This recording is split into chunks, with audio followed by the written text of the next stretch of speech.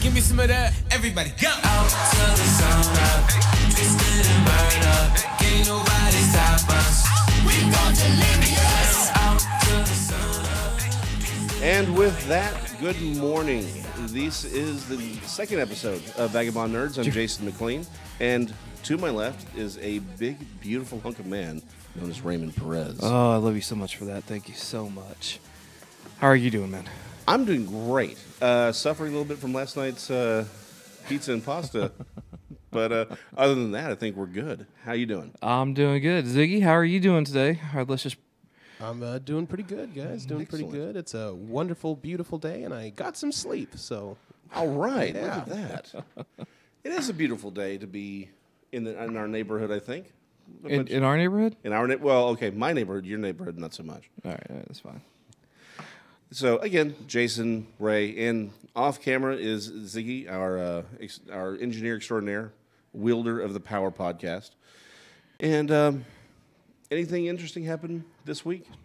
No, not at all. Really?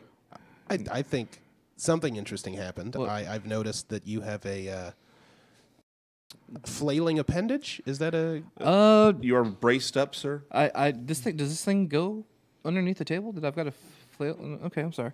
I do. I have an arm brace. I don't think you're going to believe that some chick in a green dress wouldn't take no for an answer. Not in the least. Okay.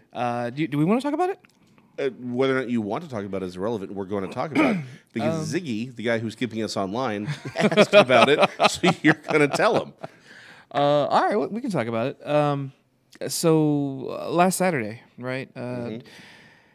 As most people are want to do, right? Yeah, at a bar drinking. It could have been a better night. It wasn't. So what happens is, the table next to us is a couple, and I got a couple friends with me. It's about four of us, but the night's progressing, and this guy's just being a douche, right? I mean, when you think about douche, this is the guy you imagine. Typical downtown, frosted tips uptown. and all that? I didn't really not sober enough to remember all that. Fair enough. What I do remember as the night was progressing, though, was how much of a douche he was being to his girl. And I mean, just berating her and everything else. At one point, she's starting to cry, and we're just like, dude, what is this guy? What's this guy's problem? I got you. And normally, look, man, it's not my business, right? Someone's in a relationship or whatever. I'm not trying to get involved. It doesn't matter. But he's harshing your mellow at this point. He's killing my buzz. Severe buzzkill, right? And, there's only so much alcohol you can, partake in before whatever sensibility you have of telling you not to do something just goes out the window. And so, there's only so much I can take up this. I'm looking at my friend. He's like looking at me, shaking his head, and finally I just looked back and I called the guy out. I'm like, man, are you going to continue to be a dick to her like the entire night, or can you at least move tables? Are you that abusive bastard? What's going on? Do you let her go? And then, we turn to her and like, are you okay? Do you need anything? Can we call you a ride home? Whatever the case. Well, we're all pretty buzzed, and of course that one thing leads to another, right? And this guy's sitting there and just he's granted we started it, and he's definitely antagonizing it. And I haven't been in a fight since, before high school, right? Maybe at high school, not a physical fight, right? So we're looking at double digits here. We're easily, right? So now I'm starting to feel my age because I'm like, man, if this alcohol doesn't make me Superman, I am screwed from here on out. Luckily, my friend, that's not the case. He's actually he's been in more than his fair share. And so the guy stands up. Is like, just mouthing off, and he shoves me, right? No harm, no foul, because now I know I'm about to get into a fight. So we go back, and I'm sitting there and I'm looking at him, and I'm like, I'm not going to take this crap, right? So I go to push back, and I'm thinking, I'm not going to push. I'm going to take a swing at this guy. And at that point, my friend beats me to the punch, literally, and actually just he literally takes takes the first swing before I could even realize what was going on, and just decks the guy in the jaw. Right, epic shot, loved it. We know we're going to get kicked out shortly thereafter, right? So he takes the shot. It's apparently the girl wasn't that pissed off. Because at that point in time, unbeknownst to us until this happened, she picks up the chair that she's on and swings it at him. Now, my friend's pretty fast, so he moves. I don't. So immediately I pick up my arm to block, because I'm like, holy crap, that's actual, It's a chair. I got a chair coming at me, bar stool, whatever. Hits me right on the arm. Now, I would love for that to have a different ending. But unfortunately, that's not what happened to my arm, and that story is completely false. Instead, the following is what happened, and it makes it much more stupid. This is the result of me turning a corner too fast, hitting a stair railing post with gusto. And when I hit the damn thing, I'm thinking, oh my God, I think I just fractured my arm because I hit it that freaking hard. That's not even the major problem with this story. The remaining part of the story is this. The reason I hit my arm is because after we left here, I went back to the parking where I parked originally. Yeah. I hit my arm in the lobby of the hotel that I parked in. Okay. That happened to be valet only. So now I'm on the way to the lobby to pay for valet parking on a vehicle that I parked myself. So all right. That's what happened to this arm. It hurt so bad, and you got to see a little bit of the, you got to see a lot of the swelling on my arm. On Monday. That I had to turn around and go to the emergency room to make sure it's not broken. After you smacked it again, by the way? After I smacked it again on another door, same damn spot, 2 days later. Because at this point, why not? So for valeting my own car, I'm out $215. It's the most expensive valet I've ever had to pay. And that's the story of my arm. Thank you, sir. I think Christy's going to really appreciate this story, considering your crack last week. About your inability to park. Yeah. Oh, no, I was thinking the divorce thing. all of the Did other. you try not being married? And Christy, of course, calls. Luckily, she's not watching at this moment. We'll have to recap it later for her. She's helping her friend move. We will not recap anymore. Oh, I think this moment's going to be on the internet forever, sir. Yeah, probably. Well, okay, so it's episode 2, and as you can see, we are very big men, and we're not above admitting when we're wrong. Last week, we brought up Lana Del Rey in our 4-question segment, and a friend of ours who's supposed to be working on the theme song. This one's for you, Sean. Mm-hmm. And he brought up to us that not only did we assign the wrong song to her, but then we called her. Which Ziggy also pointed out. Which Ziggy pointed out, and that's. And again, don't say we. That was you, jackass. All right, whatever. All right. Anyway, so and he pointed out that she is not a. What did I call her? A forgettable pop star. Forgettable bubblegum pop star. I don't think I used the word bubblegum, but I'll take it anyway. And this is very wrong. Ziggy, he's going to take it, man. All the way. I apologize, Ms. Del Rey. I apologize for calling you a forgettable pop star. You are clearly an inconsequential goth pop star.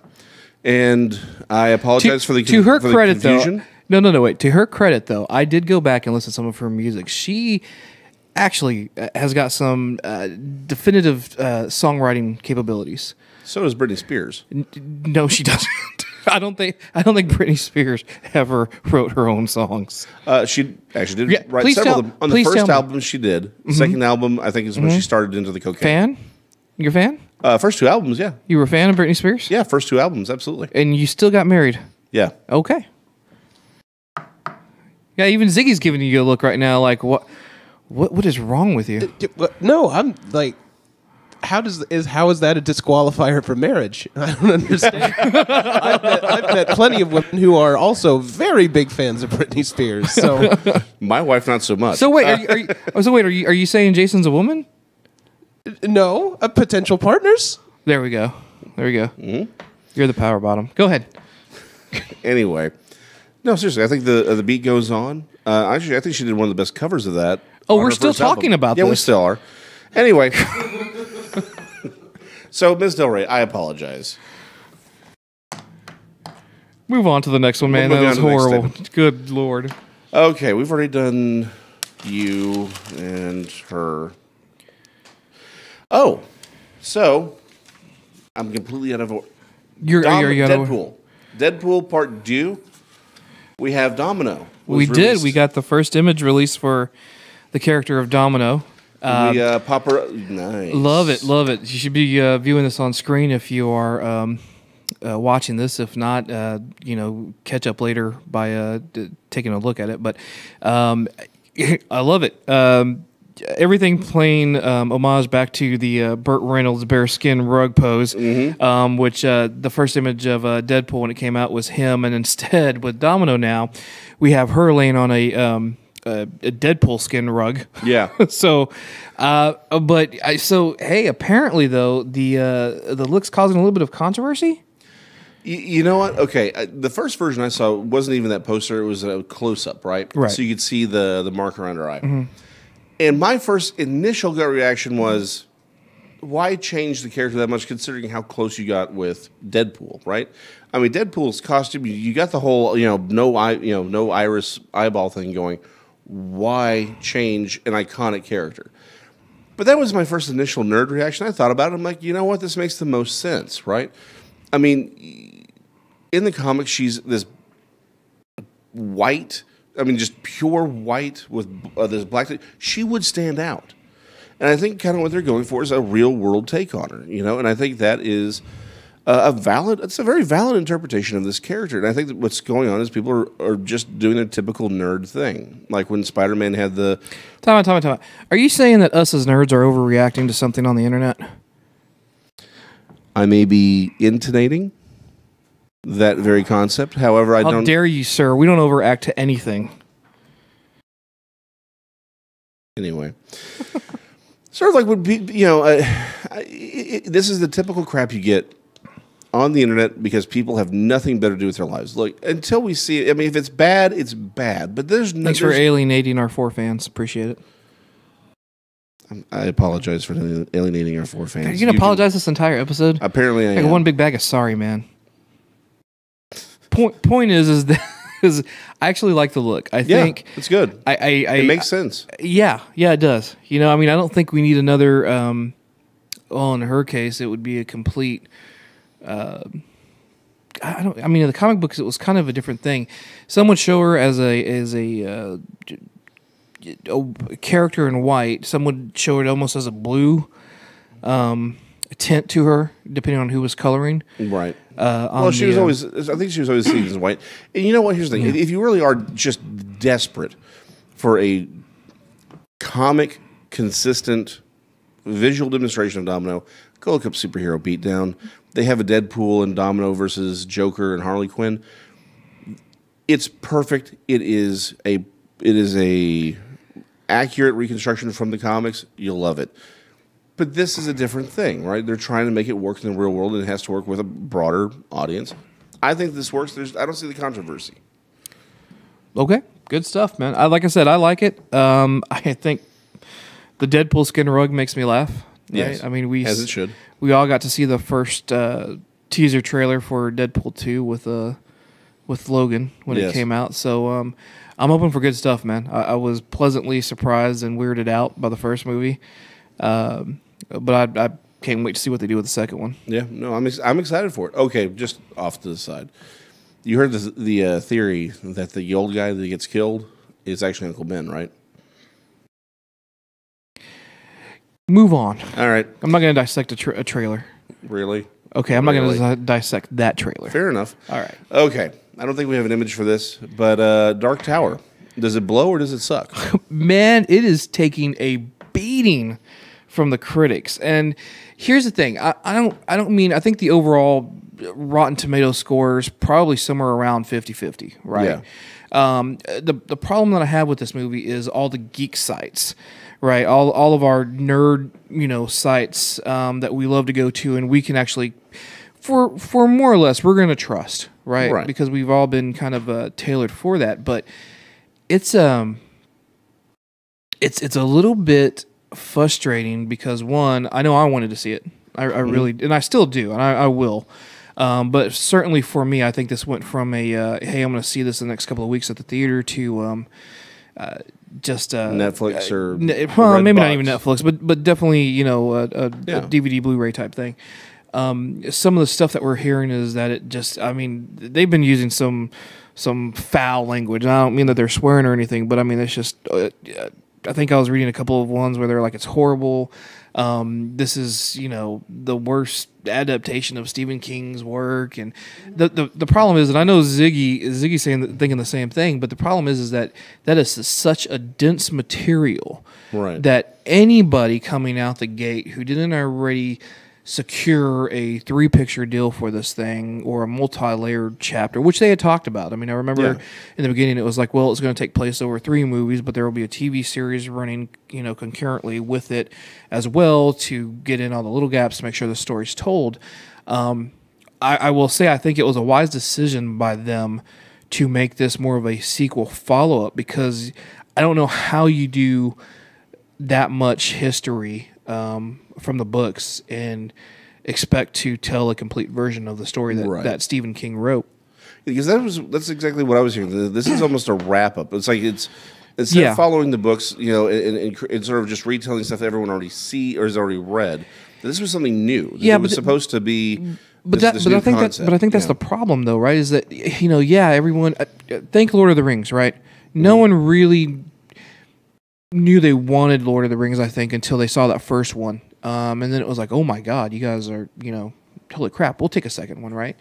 So we got conditioned to think that that's what it was going to be. And because they wanted to honor their source material so much, they put a lot of money, time, and effort. And then we got like 3 different versions of the movie, all running like at 8 hours each. With the exception of the 3rd one, which had like 32 possible finale endings or whatever. And by like the 5th one, I'm like, oh my God, I love this movie, but is it freaking over yet, right? But with it, or sorry, not with it, but with The Dark Tower, and Ziggy, you got to let me know, but I mean, how could you possibly get this as a cinematic feel? I think that you would have to do it like they've done some of the other dense works that Stephen King's work has been adapted in. Do it as a miniseries. Yeah, do absolutely. it as a prestige miniseries that is going to be a standalone thing. And then I think it'd work. And you don't necessarily have to have huge action scenes all the time, because there's only, from my recollection, through the first 3 books, a handful of high-octane action scenes, and then it's mostly conversation and world building through these desolate areas, Right. That's the way that you would do it. I mean, you'd run it like Game of Thrones or Westworld. It's an HBO Showtime type series. But look, I'm not saying I'm not going to watch this movie. That I would be lying if I said I wasn't, because I do want to see it. If nothing else, just for the back and forth between Elba and McConaughey, right? I'm gonna kill your world. All right. Yeah, right. I'm gonna whip this out. I got a guns for you, gunslinger. You know what? That's the movie mashup I want to see, right? Magic Mike's Dark Tower. And that can go so many different ways. That's the one I want to view. Well, and I think that if you do want to do it as a movie, you have to, just as one standalone movie, you have to take crazy chances on it. Because when you look at how the Gunslinger ends, it's got an ending like Zardoz. So I want to see Zardoz the Dark Tower, or David Lynch's Dune we were talking about earlier. Something that is completely bonkers, takes every chance that it can, and if it fails, at least it's still enjoyable in its failure. And it's honoring the source material. A more recent Zardoz, I like. Yeah, right. It's a nice pull. It was a nice pull. Also, again, how I got the brace. But the going into it, I think Watchmen is probably the best example. No, it wasn't as. No, let me rephrase that. It was faithful. Yes, it took liberties, but you got to appreciate what Snyder did. Yeah, but the liberties made sense. It was to move that story forward. Yes, right. Now I know I'll get a lot of pushback on that, saying, "Oh my God, Snyder, screw that guy. He hasn't been good since 300. He's screwing up the DC, movie universe, whatever." And I don't believe that's the case, right? But again, I think you take it something like that, and you just kind of you're not going to please everyone. You're not. And again, I think that's why they went this route, was because it's like, look, we can't honor it. But again, what we're hearing is the test groups for the movies, they were lost in it. They had to go back and reshoot extensively because they were trying to shoehorn in some of the mythology from the books as a recap during it. So, I was up for it. It was going to be my next week movie, right? So, maybe we could talk about it. But certainly now I'm just kind of going to wait and see. And, if I've got some trusted friends that go and see it and they're like, hey, this thing was great, then I will go out to the theater. But if not, I think I'm going to wait. It was on my my wait list anyway. I mean, there's just too much good stuff coming out. I was never a big Stephen King fan. However, for this to be the worst translation of a Stephen King novel, let's be honest, The Langoliers. Oh, ABC 1990s miniseries pull. Miniseries, yes. All right. I'm sorry. That was just awful. What you got, Ziggy? What do you think you're going to do? So, do you think that in the conversation for reshoots and stuff, instead of doing that and trying to save money, they thought for a half second, what if we do the David Lynch Dune thing and we just start printing out glossaries to hand out with every ticket so that they'll know what the hell everyone's saying? I would love to think that, but I think that gives and puts a lot of intelligence into marketing groups. Yeah. That no, no, I don't think. Okay. I don't. First off, I don't think there's one old enough in that marketing group or whatever to remember the Dune thing, right? And that's not to sit there and say that there isn't someone leading that group. I just don't think they did that. Dude, I saw Dune in the theaters, and even I don't remember that. Now, that means we spent a lot of time on a movie none of us have seen, but just as a thought, I think the problem is this was something that I think a good viral campaign, and I think if they'd done more with the web presence, they could have done more. But what I'm hearing is they just didn't take all those chances that you were discussing, Ziggy. Like, they just take any at all. And it's like, this is a movie to take those chances and do some stuff online. It's like, hey, and make a bigger deal of the fact that this is a hub world where you have Christine and you have. But you're talking about online campaigns as if this was like this is the 21st century and everyone's got a friggin' smartphone. No. Like it's crowdsourced, right? And this isn't. This is a major motion blockbuster, supposedly.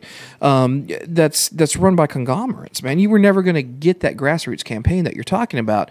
You were going to get force-fed trailer after trailer through whatever sporting event or summer event or whatever was going on TV to go ahead and fund that. And but they could have said, hey, find out more at the magicmikestarktower.com. Yeah, right. Hashtag and you're right. Eldris Elba. Yeah, and you're right. You could have gone that route, but I don't think you're going to see it as much. Marvel's kind of done a little bit of stuff with that. DC's kind of done a little stuff with that. Marvel needs to get their TV game back in the line. We'll come back to that one in a minute. Okay, can we move on to the Disney reality thing? Because we spent almost 5, 6, 7 minutes on Dark Tower. Again, a movie we haven't seen and don't care about. I tell you why we spent 5 or 7 minutes. Because we're looking back at the source material, that was the equivalent of the 5 or 7 minute conversation, except it's just as freaking dense and covers 9 volumes or so, or something crazy like that. All right, we can move on. There are encyclopedias that are shorter than the Dark Tower series. Yes, there is. Okay, so Disney announced their hyper reality Star Wars: Secret of the Empire ride. It's not. It's supposed to be an experience. God bless Disney for doing that. I've read bits and pieces about this, and here's the thing. They're being purposely vague, but promising. Yeah, there we go. Shut up. Speak much? No, I don't. They're sitting there and they're setting up this thing that it's going to be an immersive virtual reality. What do you want to call it? Simulation? I don't know. I mean, the whole thing is that they're just saying what does it mean by experience? Yeah, what does that mean? What does it cover? Look, you drop me in the middle of a Star Wars type feel for anything coming out where it's going to, quote unquote, put me in that experience. First thing I'm doing is I'm taking my fat ass over to the Millennium Falcon and trying to do whatever is going to be compared to that, because I want to be in that lovely, gorgeous vehicle from my childhood, flying around and blasting stuff. Give me a lightsaber to boot, I'm sold. I just want more information, and I know Disney's not going to give us more information because they want to make guys like us who want to honor our childhood, who now make some type of cash to go and spend it there. And like a fool and an idiot, I'm going to do that eventually. But I it's supposed to, again, it's all they keep saying is it's immersive. It's immersive. You're going to be surrounded. You're going to feel the force, right after we show you, Magic Mike Stark Tower. So they're not just going to give everybody acid and then just play the movies? Which would probably be cheaper on a lot of different accounts. Yeah. Absolutely. Okay. What about... I tripped Star Wars today. What did you do? I think that was a lightsaber. We were going light speed. Now I just see Yoda singing Comfortably Numb in my head. Is there anything we can do to play that along with the movie and do a Dark Oz except for Star Wars? Exactly. Is that what you're saying? All right. Maybe. I wish I did a better Yoda because that would be funny as all get out. Anyway, go. What else? Comfortably are you? Well, what else you got, man? Okay. Go. Wait. Ziggy wants to drop a comic. Funny enough, A New Hope does sync up with Allman Brothers Live at the Fillmore East. Please tell me that you're being serious right now. No. Oh, that sucks. I would watch that. Also, probably while I'm I was about to say, What? I'm so excited. I was like, what? That exists? I've never heard this. Wait, if you heard that on the internet, that's real, yeah, right? Right? Ziggy, you've disappointed me. Don't break my heart like that. I thought we missed Huge Allman Brother fan. No, go ahead. Tell me about it. Okay, turning to television, DC owning that right now. Very much so.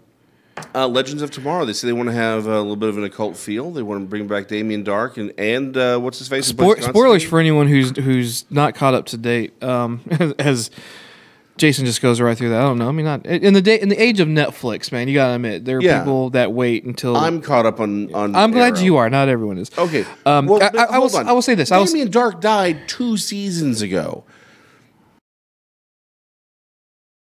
Fair enough. Okay.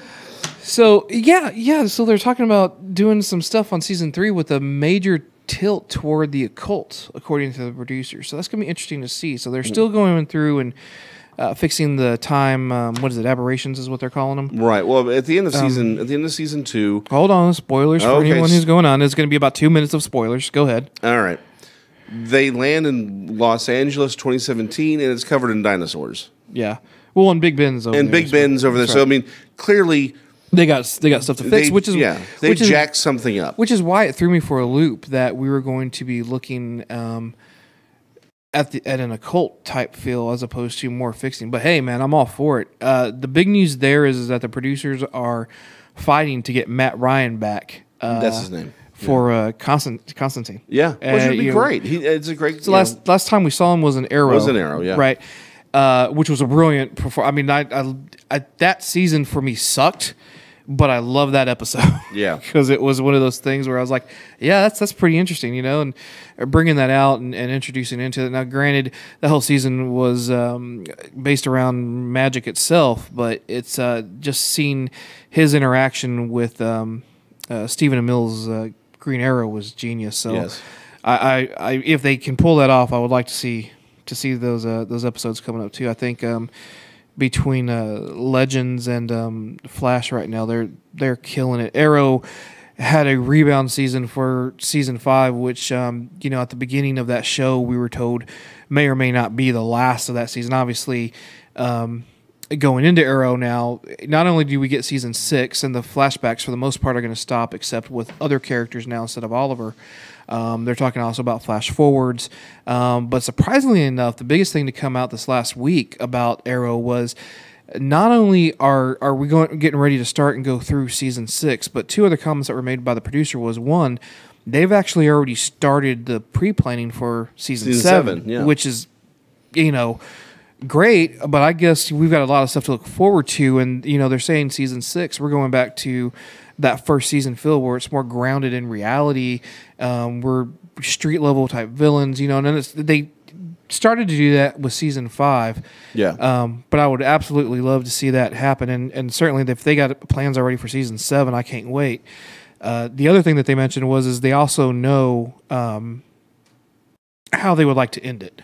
That's good. So they said from the beginning they had an idea behind it on their definitive ending for the show. And so I hope we still get a few more seasons out. As long as they were as good as either the first two and this last season. Certainly, I'm always up for more Arrow, but it's I just don't want it to fall the way of Smallville. Right? Yeah. I mean Smallville. Yeah. Yeah. Great show, but then it's like it just sort of loses itself for a while. Same thing with Buffy, I think.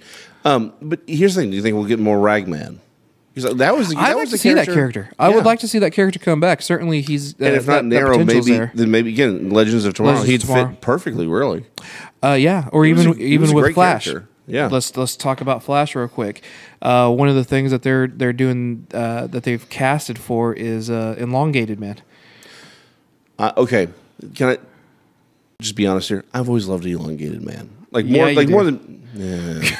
More than Plastic Man, because Plastic Man just seems silly, but Elongated Man, again, he's a Mr. Fantastic ripoff, but he's a detective. He's smart. His powers are very much a secondary thing, and I think he's an underused, underappreciated hero. Yeah, I agree with that. And I'm trying to remember. There was a comic book story. Oh my gosh, it's one of my favorite stories, and I just forgot it. But basically, it was about going after the Justice League's family members. And if memory serves me correctly, I believe his wife was burned. Was brutally killed in that comic book. God, I can't remember. Yeah, they've done so many. I know. I will mention Identity that. Crisis. Identity Crisis. Thank you very much.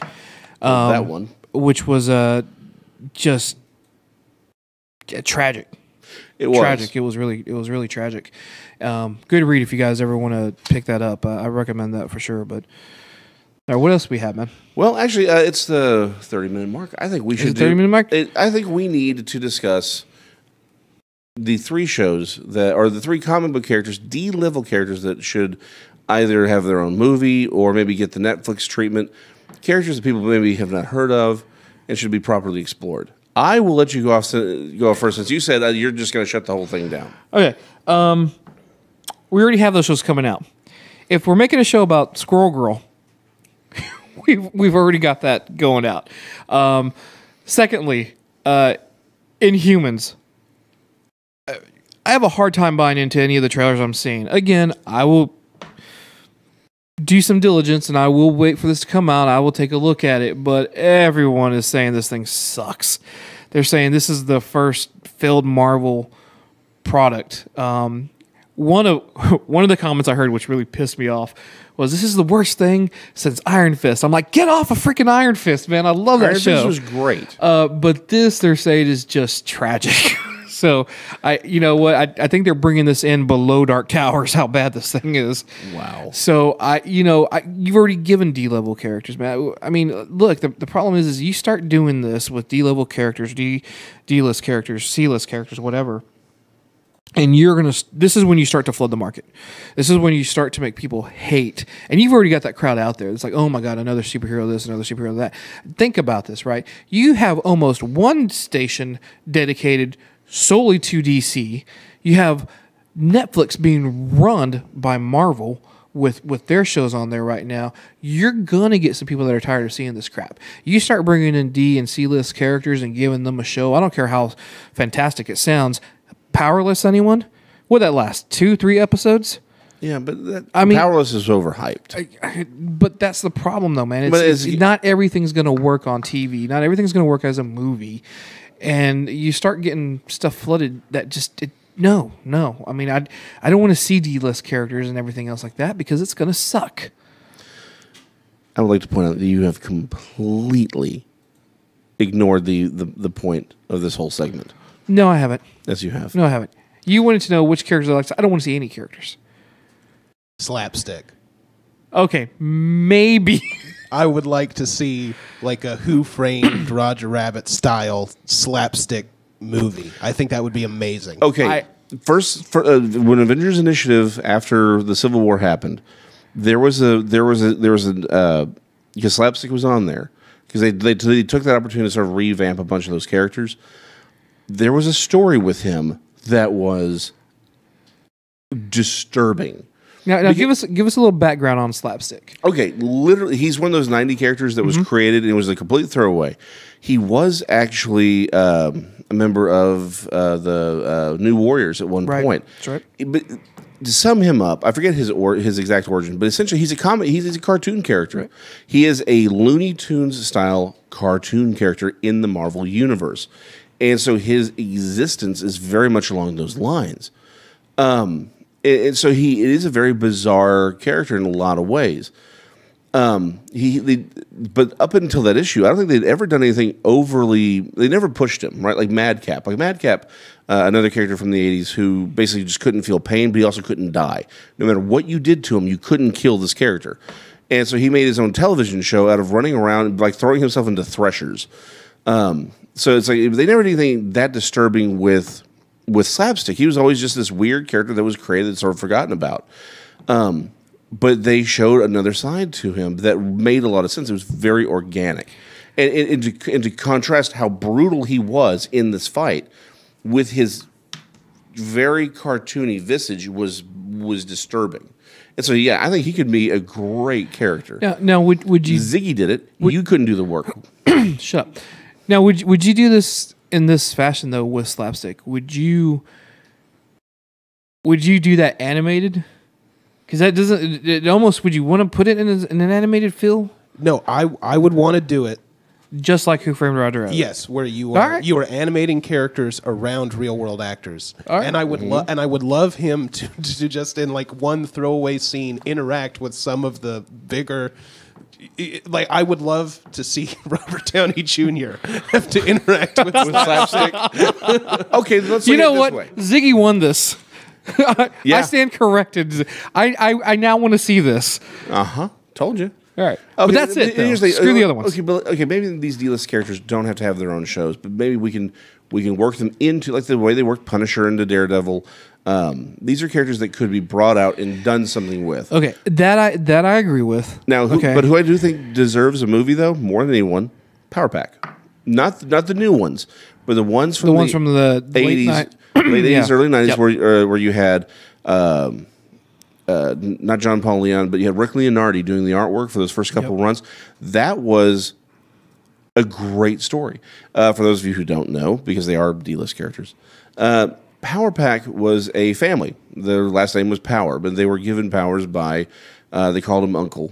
He was an alien from this other planet, and it put him in the middle of this intergalactic war between these large green reptilian aliens called Snarks they were large. They were 12, 15 feet tall, and they had, they were really weird because essentially it's like from the waist up, they were like these reptilian alien things, but then their hind legs, was like sort of like a grasshopper. Like they didn't have a tail. It just sort of like sort of that grasshopper-like body, and the backward-facing legs. They were very bizarre looking, but what made them all the more frightening. I love this concept, but the problem with that is though, it's going to take about 2 seconds for people to start comparing this to Incredibles.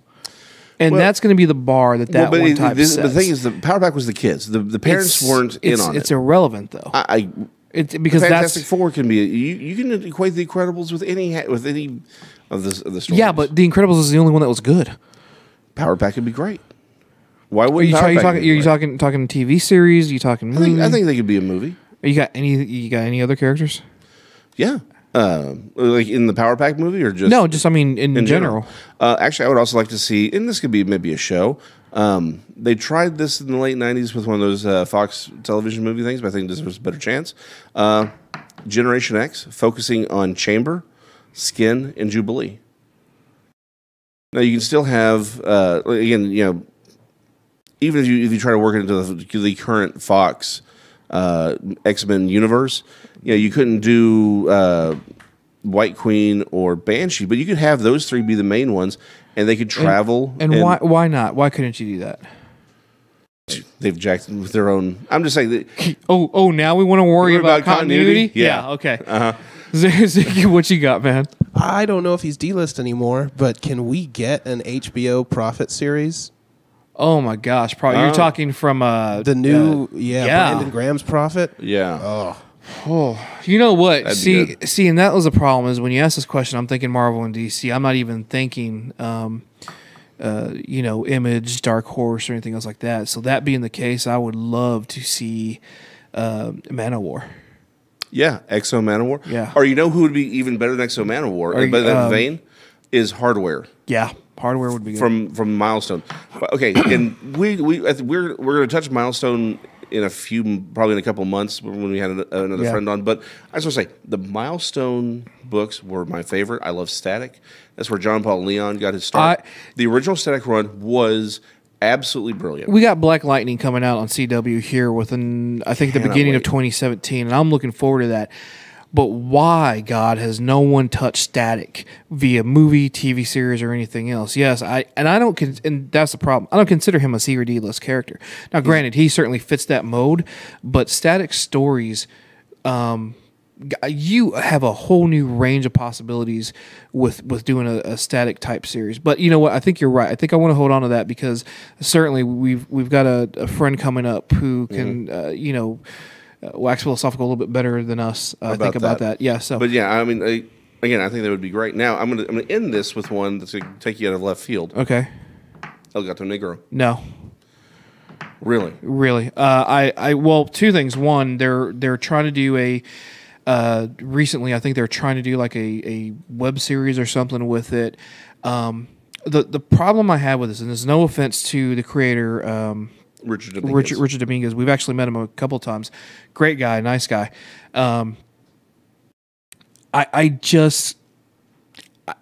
For me, I envision that character as something other than what it is, and I think you had a real good chance to make a statement that hadn't really been made before with him. And to me, it just seems like, hey, we're going to drop Batman off in El Paso and let him run around for a little bit. That's a problem for me because I don't see it hitting any of the touchstones that it could possibly hit. Well, but that's the entire point of this exercise is to hit those touchstones, is to say, because again, I think one of my favorite parts about the first issue was the fact that it didn't take place in a city. It was out in the country, out in the middle of nowhere. I loved that aspect. I one day when you're all grown up, one day when I'm growing up and I've got a big brass pair, I would like to do. You know what? I'll tell you what. We are going to have an episode on ethnic and minority characters, and I'll share this bit when we do that. But I have, and you've been part of this vision of creating a Latino character that's not tied down by the classic, and it's not stereotypical. It's very different, and so we'll talk about that on a later episode. Ziggy, what you got, man? Can I get a slice of life manga featuring Arseface from Preacher? No. Well, I mean, don't we already have that? I mean, just look, just the fact that I can turn on AMC right now, right, and look at that, and be able to see those puckered lips. I mean, I think we're already there with him, but I like where you're going with that, man. That was awesome. Arseface. Really. Guys, watch Preacher, AMC, man. It's not for everyone, certainly, especially when you have someone like Seth Rogen bringing it, producing it. But I think that is probably the best interpretation you're going to get of live action Preacher, certainly of Arseface. So. I mean, pretty much ever. Yeah. Okay. So you're a jerk. We'll save the rest of this for another time. That being said, you just throw away 3 pages of content? Yeah. No, just 2. Okay, really, it's like 3 lines of content. We already went through most of that. Yeah. All right. Now, those of you who are our age, you at least remember the original Power Rangers. Screw you. Our age? What? All right, go ahead. Anyone born in the last 30 years knows who the Power Rangers are. I was just old enough to be aware of them, but but not, or young enough to be aware of them and really follow them a little bit, but not too old to care. So the reboot, or, the Rebane movie's out. I liked it. I thought it caught a lot of flack that was undeserved. I don't think it caught as much flack as you like to think. I mean, you're making it seem like this movie was just crap. I don't think anyone ever came out and said that. In fact, I think a lot of. I thought it was really well done. A lot of it. Well, okay, don't. For what it is. It was. It's a show about teenagers given superpowers to fight a witch from the moon with giant robots, with giant robot dinosaurs. I'm not expecting Hamlet. but it was well done. I liked the character. I think the thing that they got a lot of flack for was the issue Kimberly had, but I think that was sort of What issue? The reason they were all in or the three of them were in detention, right? Billy had blown up something in the Kim lab. Right. We already know that. Jason, I'm sorry. Spoilers. Spoilers for anyone who didn't. Let's face it. If you cared about Power Rangers, you've already seen this movie. Jason, is the prank that opens with the entire movie. But Kimberly, it takes us a while to find out that and they play around the edges with it. But essentially, that she had sent. Okay. Nude pics of another character. So what's your problem with that? I don't have a problem with it at all. What I'm saying is there were a lot of people who said that was horrible. They should have put that in there. But I think at the point, Ham Saban was always about dealing with the current issues. The current issues of the kids because they do genuinely care about children. So I thought the way they handled all the characters, Billy had autism, Zach's mother, Trini's home life. It was very much a pro-family movie in a lot of ways. Yeah. Now that being said, I did have two minor, one larger problem. There were just a couple problems I had. One of them was I would have liked to see a lot more action, martial arts wise, but that's because I'm a dork. I didn't like the way the Zords looked. They just looked a little stereotypically just too like we're going to rehash them to rehash them.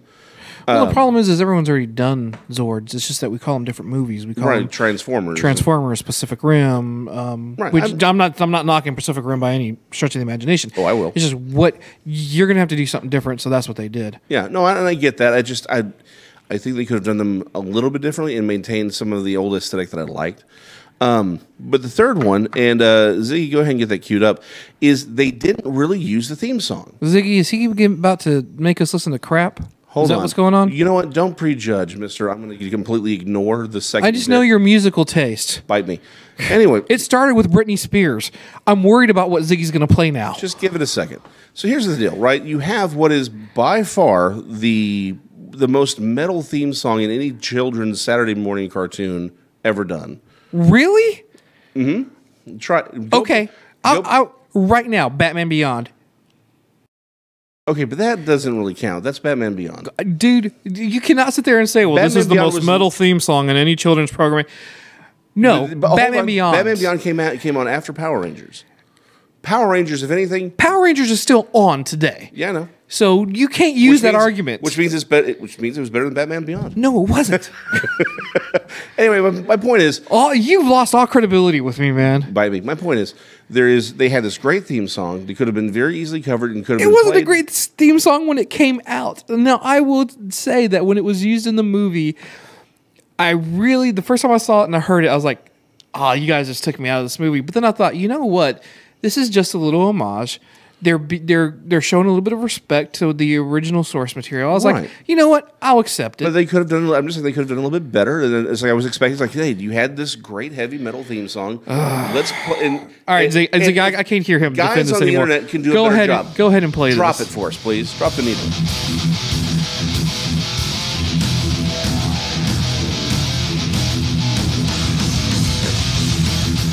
All right, so this is 33. Shut up. Let me hear the song. All right, Zane, play the song. Let it head. I'm just sitting here.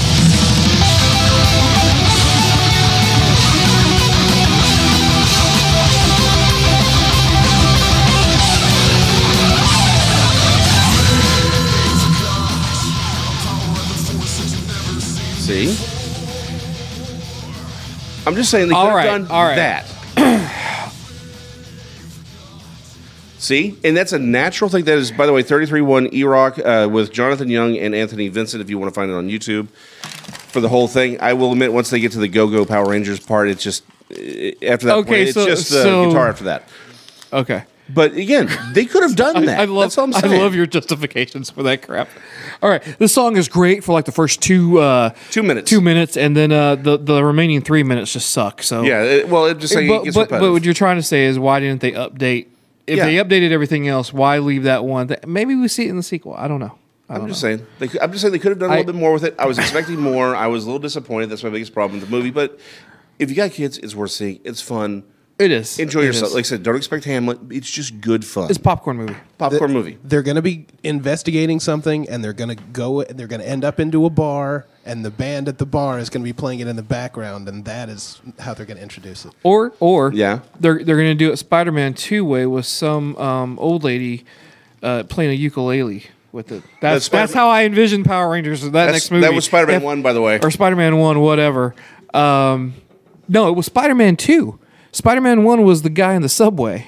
Oh, that's right. It was the guy in Yeah. the subway, and then 2 was the Yeah. old lady. Okay. Aren't you the Spider-Man fanatic and you're forgetting this?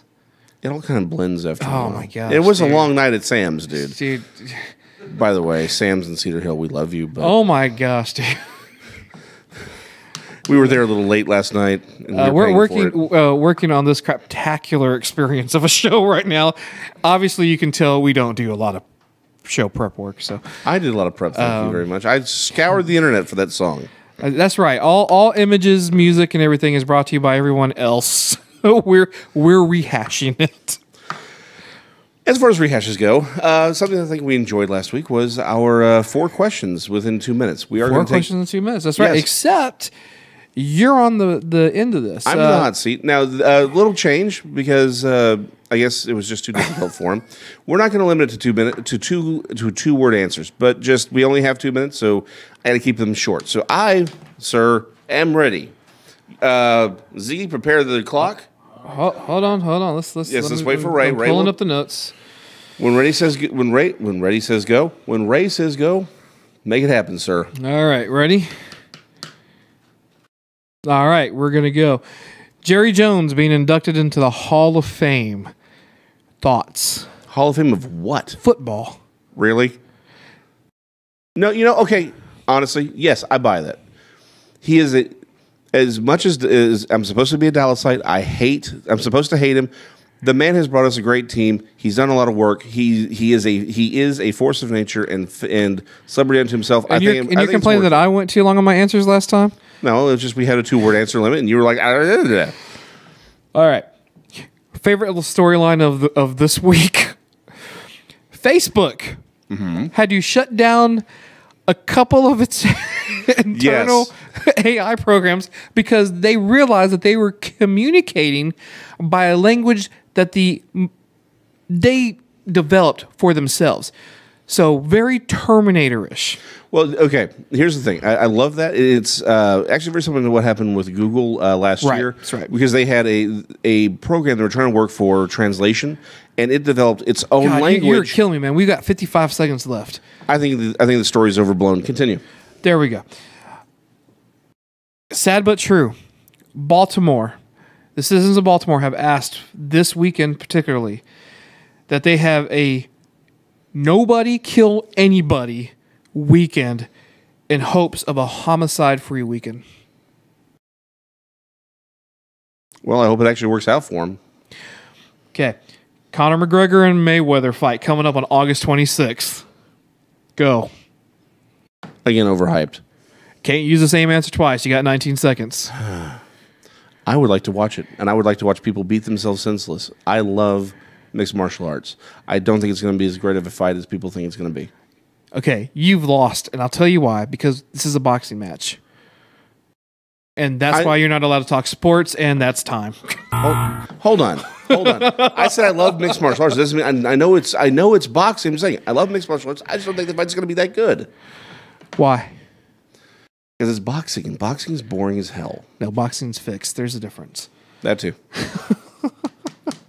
Boxing has taken a lot of heat in the past. Update on a conversation from earlier. Apparently, the album "Fly From Here" from 2011 by the band Yes syncs with the movie Dragonheart. See, I don't like you playing and toying with my emotions. I found that. Is that online? Seriously? That's online. Okay, so Fly From Here by who? By Yes, Yes. the By prog Yes. rock band. Yeah. Oh, yeah. Okay. Gotcha. All right. So that's something we're going to have to do sometime. All right, no, I don't think so. Ziggy's like, oh, I'm not doing that. I just wanted to find something to say that we got another movie sync. That's exactly what that was. I love it though, man. That's awesome. That is so awesome. We're close to wrapping up today's show. I felt like it went a lot faster this time. It did. Obviously, we ran out of time as I'm looking on the floor and storylines there. What were the storylines? Mr. Oz is Jor-El, Shazam. Oh my God! No, I do want to talk about that real fast. I'm going to speed around this. Shazam. They are saying it's very, very humorous as a movie, which I think can work. Oh yeah, absolutely. With it being based around a child. You Right. know, depending on how they do this. Of course, Billy Bastion being a child who utters the word Shazam and is suddenly turned into Captain Marvel. During the current storylines for DC and their latest reboot, rehash, whatever you want to call it, which I believe should happen. Since Flashpoint, there's been a character in the background known as Mr. Oz. We just got the recent solicitations for the upcoming comic books, and for those of people who are not aware, the comic book stores will get a 3-month, 4-month advance look at what's coming out so they can place their orders. One of the orders is for Action Comics number 988. That sheds some light on who this Mr. Oz character has been. Now, the prevailing theory is that we're seeing Mr. Oz being of Ozymandias of the Watchmen, right? Because we feel that the character in blue is Dr. Manhattan, and they've been slowly running these Watchmen-like stories into continuity right now. The big reveal here is they are hinting that Mr. Oz is Jor-El, alive and well, and taken from Krypton before its explosion, but after Kal-El's ship had left. That's an interesting twist. It's also an interesting twist because it's been building, if we were taking it from Flashpoint, for almost 10 years now. So I'm willing to see and waiting to see that payoff, but I think that's huge if you brought back Jor-El in some kind of form or fashion. And they've messed with it time and time again, but to sit there and see him playing both enemy and ally, and if it does turn out to be Jor-El, I will be interested in. All right. So, well, and with that, I think we're almost out of time. I think we're down to about a minute left. Yeah, we've got about a So minute. we're gonna wrap up. So, any parting thoughts on the world in general? On the world in general? Yeah. Anything you like our two watchers to know? I think for us, we've got a couple of theories that we're running around. I certainly want to... Eddie Medina Colleen did Figments last week. No, it's actually tomorrow. Or tomorrow. Sorry, tomorrow's their first day. That's right. So pay attention to that. I love that premise, and they're really good on that, and I like them hearing them talk. I also would love to get into a couple of those type of things on this show because, again, Vagabond, we're going to be everywhere with our topics. So I look forward to hearing something like that. CNN recently ran a post on a psychiatrist turned Well, he's still a psychiatrist, but yeah, he's still a psychiatrist, but he works with exorcism. exorcists. Yes. And I think that's something I'd like to breach every once in a while. Tell you what, I believe this Earth is flat. Damn it, because that's what we're being told right now on the internet, and it's flat. And I just wanted to see that look on your face, man. All right, we're flat done. Earth, everybody, flat Earth. We're done. This has been another so-so episode of Vagabond Nerds. We appreciate everyone who's watching. Also, we now have email up. We have email up. We are on Facebook and right. and YouTube. We are streaming this live on both. We'd love to hear some feedback. It's vagabondnerds@gmail.com. Facebook is Vagabond Nerds. Yeah, go ahead, and post, then, friend us, say hi, yell at us. Yeah, we're good. Yeah. We will take criticism and not give a damn at the same time. So, anyway, again, for Raymond, Ziggy, the wielder of the power cosmic, and thank you to Jansen and everyone at DallasOnAir.com. We say goodbye, and we'll see you in 2 weeks. Thanks a lot, Give me guys. some of that. Everybody go out to the sound of twisted and burned up. Can't nobody stop us.